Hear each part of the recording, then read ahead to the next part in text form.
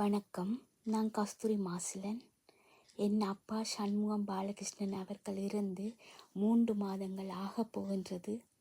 இந்த சூழ்நிலையில் இன்று அப்பா ஆவலோடு எதிர்பார்த்த தாத்தாவின், அதாவது கலாநிதி எம் பஞ்சாபேசன் அவர்களின் 100ஆண்டு விழா இன்னும் ஓரிரு மணித்தியாலங்களில் நடைபெற உள்ளது. அப்பா இறந்தமையால் அந்த விழாவில் அம்மாவும் நாங்கள் 5 பேரும் பங்கு பெற்றவில்லை. ஆனாலும் அப்பாவின் விருப்பப்படி விழா சிறப்பாக நடைபெறும். எங்கள் குடும்பத்தின் சார்பில் எங்கள் அன்பு தாத்தாவுக்கு 100வது பிறந்த நாள் வாழ்த்துக்கள்.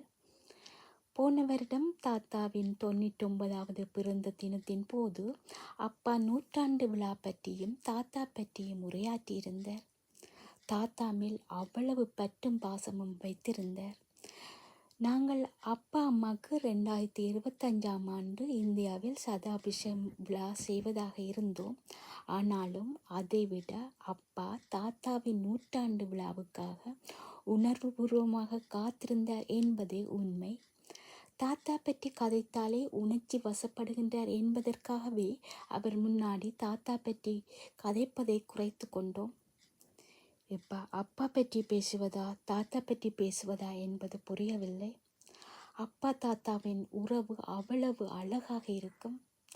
என் அப்பாவின் அப்பா பல்லவி சண்முகம் அவர்கள்தான் என் தாத்தாவின் முதல் குருவாக விளங்கியவர்.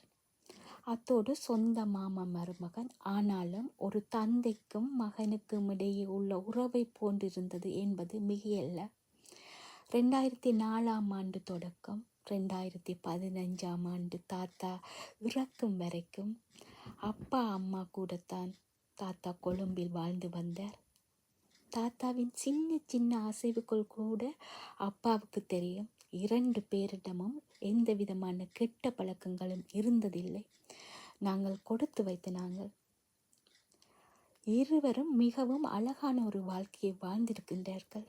எங்களுக்கு ஒரு நல்ல வழிகாட்டியாக இருந்திருக்கின்றார்கள். இனியும் இருப்பார்கள். அவர்களின் ஆசீர்வாதத்துடன் தொடர்ந்து பயணிப்போம். நன்றி.